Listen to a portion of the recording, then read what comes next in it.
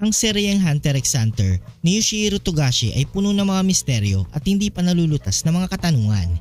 Isa na rito ang pagkakakilanlan ng ina ni Gon Freaks. Habang kilala natin si Jing Freaks bilang ama ni Gon at si Tia Mito tagapag-alaga niya, nananatiling palaisipan kung sino nga ba ang tunay na ina ni Gon.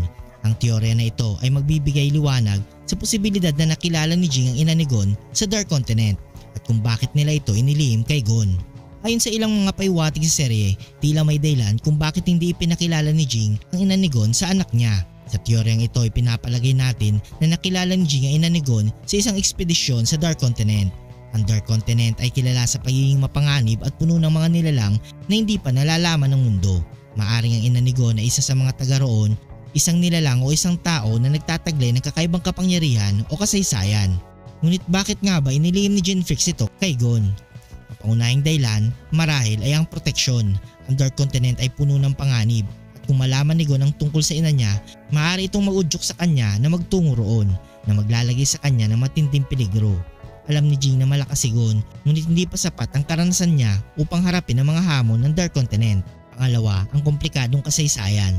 Posible ang ina ni Gon ay may komplikadong kasaysayan na maaaring magdala ng gulo sa buhay ni Gon. Maaring mayroon siyang mga kaaway o mga obligasyon na maaaring makaapekto kay Gon. Ang pagpapanatiling lihim na impormasyon na ito ay isang paraan upang protektahan siya mula sa mga posibleng panganib na dulot na nakaraan ng kanyang ina. Pangatlo, ang kahilingan ng ina ni Gon. Isa pang posibilidad ay ang mismong ina ni Gon ang humiling na itago ang kanyang pagkakakilanlan. Maaari niyang ginusto na magkaroon ng simpleng buhay si Gon, malayo sa komplikasyon at panganib ng kanyang sariling mundo. Ang kanilang relasyon ni Jing ay maaaring isang lihim na nagbigay daan sa pagkasilang ni Gon at bilang respeto sa kahilingan ng ina ni Gon, pinili ni Jing na itago ang katotohanan ito. Pang-apat, ang pagmamahal at sakripisyo. Ang pagpapanatili ng lihim na ito ay isang malaking sakripisyo para kay Jing.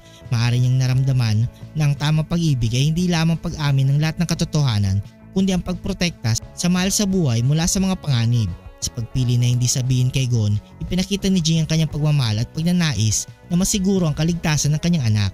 Si Tia Mito ang nagpalaki kay Gon at alam ang lahat tungkol sa kanyang ina. Narito ang mga ilang dahilan kung bakit siya lamang ang nakakaalam ng buong kwento. Unang, malapit na ugnayan kay Jing. Si Mito ay malapit kay Jing at may malalim na tiwala sa paggalang sa kanya. Maaring ipinagkatiwala ni Jing kay Mito ang lihim na ito dahil alam niya mapagkakatiwalaan nito at kayang alagaan si Gon ng buong puso. Pangalawa, ang proteksyon ni Gon. Bilang tagapag-alaga ni Gon, alam ni Mito ang mga panganib ng pagsasabi ng totoo.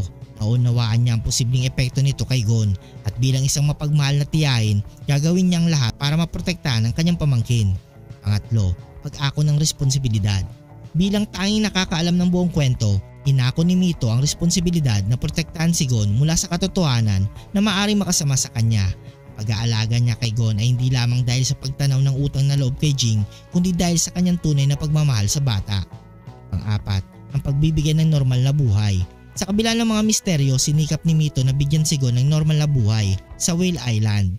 Alam niya na ang pagkakaalam ni Gon sa katotohanan tungkol sa kanyang ina ay maaaring makapagpabago sa tahimik na buhay nila sa isla. Kaya't pinili niyang itago ang lihim para kay Gon upang mapanatili ang kasimplihan at kapayapaan ng buhay nito. Isang posibilidad sa inaharap ng kwento ay ang pagbabalik ni Gon sa Dark Continent upang matuklasan ang mga lihim tungkol sa kanyang ina. Ito ay maaaring magdala ng mas malalim na pag-unawa sa relasyon ni Jing at ang kanyang ina at mas makakapagbigay linaw sa kanilang mga desisyon. Ang mga pagkilos at desisyon ni Jing sa kwento ay maaaring magbigay ng paiwatig tungkol sa kanyang tunay na motibo sa pagpapanatili ng lihim. Kanyang misteryosong karakter at malalim na kaalaman sa Dark Continent ay maaaring maging susi sa pag-unawa sa buong kwento. Ang teoryang ito ay naglalarawan ng isang masalimuot ngunit makatarungang desisyon ng pagmamahal at proteksyon mula kina Jing Freaks at Tia Mito. Kanilang desisyon na itago ito mula kay Gon ay bunga ng pagnanais na protektahan siya mula sa mga panganib na dulot ng Dark Continent at upang bigyan siya ng normal at tahimik na buhay. Si Tia Mito bilang tagapag-alaga ni Gon ay nagpakita ng matinding pagmamahal at dedikasyon sa pagpapanatili ng lihim na ito. Sa kabila ng mga misteryo, ang pagmamahal at proteksyon ni Jing at Mito ang naging gabay at inspirasyon ni Gon sa kanyang paglalakbay bilang isang hunter.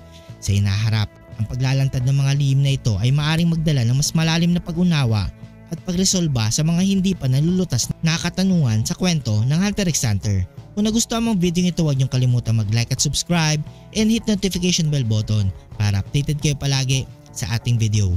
Maraming salamat.